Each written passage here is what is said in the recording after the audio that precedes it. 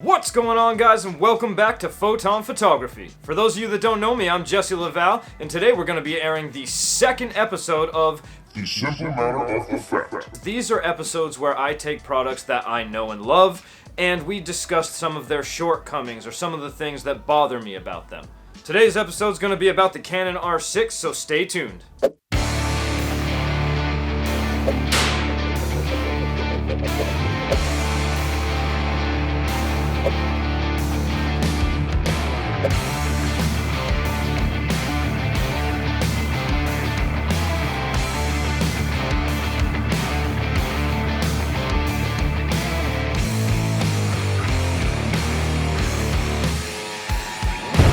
Alright guys, so the first thing I want to talk about is recording 4K with the Canon R6. Now the first thing that I'm going to say is this camera produces absolutely beautiful 4K footage. It is by far the best camera that I've ever owned, used, by far. You're getting 10-bit 4K, 60 frames per second, and you also are able to shoot 1080p at 120 frames per second. So on the video end of things, the specs are super impressive.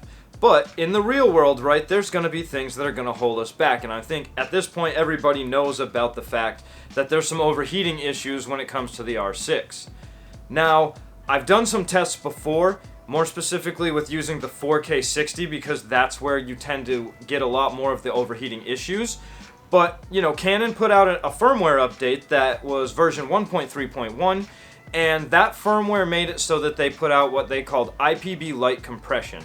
And that was Canon's answer to the overheating issues, and it did help. Not so much in 4K 60, but in lower frame rates, you got much longer recording times than you did before in 4K 24 frames per second. 4K 60 frames per second, we still kind of got the same thing where it was kind of still limited to 30 minutes, but 30 minutes I'm okay with. Now, the thing about this is I recorded this out when it was cooler. And summer's here, we're now hitting like 92 degrees, and that's what it was the other day when I had my Canon R6 set up on a tripod. It was in the sun, not total direct sun, it was kind of like in the partial shade of a tree. So partial sun, partial shade, but it was 92 degrees out, real hot, and I had the camera just sitting out. It wasn't recording, it wasn't taking any pictures, but it sat out for probably 20 minutes or so. I did have it on, but again, I didn't record anything. Now, what surprised me big time was when I did flip into video mode and I wanted to go record. Again, this isn't from a cold start, but this is from not recording or taking any pictures, but just having the camera out and set up and everything. I was only getting 5 minutes of record time, and that was in 4K 60 or 4K 24 frames per second. I just wanted to put it out there because this was the first time that I was able to expose my camera to the real heat of New Jersey summer.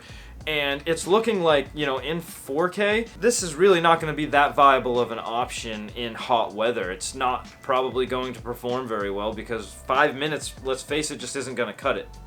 So that's where I think I'm probably going to have to think about probably picking up the Atomos Ninja 5 so I can start recording externally. Because again, this camera produces beautiful 4K footage. Like, it's amazing, honestly. Like, I don't even see myself ever wanting anything more out of video quality footage.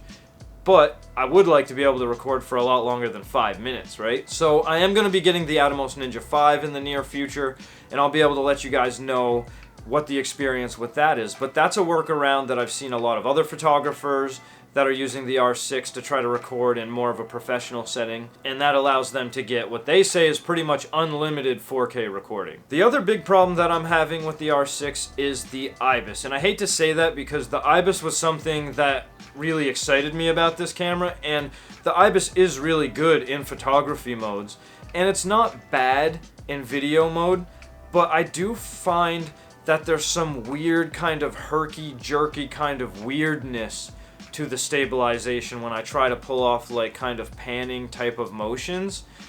And it really stinks that, you know, you can't use just the stabilization of the lens and turn off the IBIS in the body. They both work together.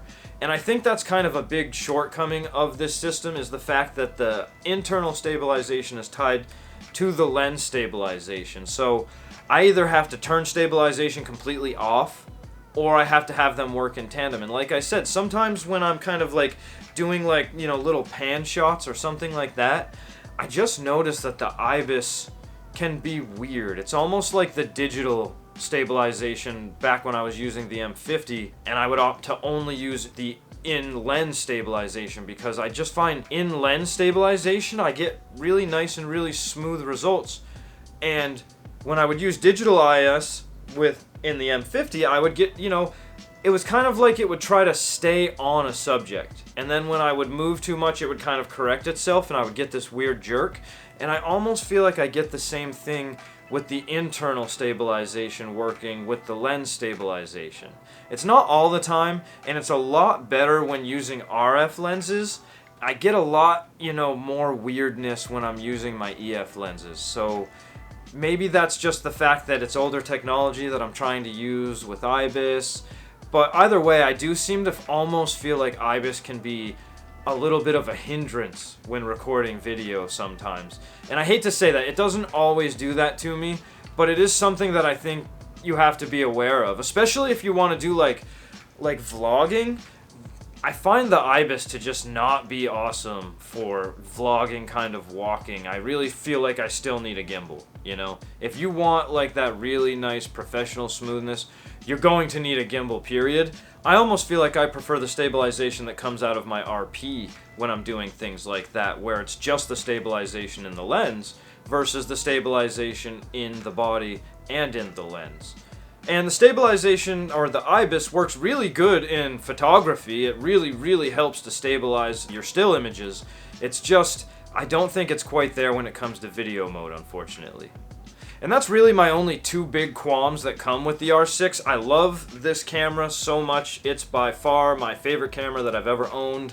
And it does have shortcomings like every product that I've ever owned. So that's why we have these episodes of The Simple Matter of the Fact, is so that I can point out things that I think I would want to be aware of before I went and purchased this camera, so that you guys can be aware of it. Again, guys, if you think this video helped you in any way, think about going below, subscribing, clicking the notification bell, and I'll see you guys on my next video.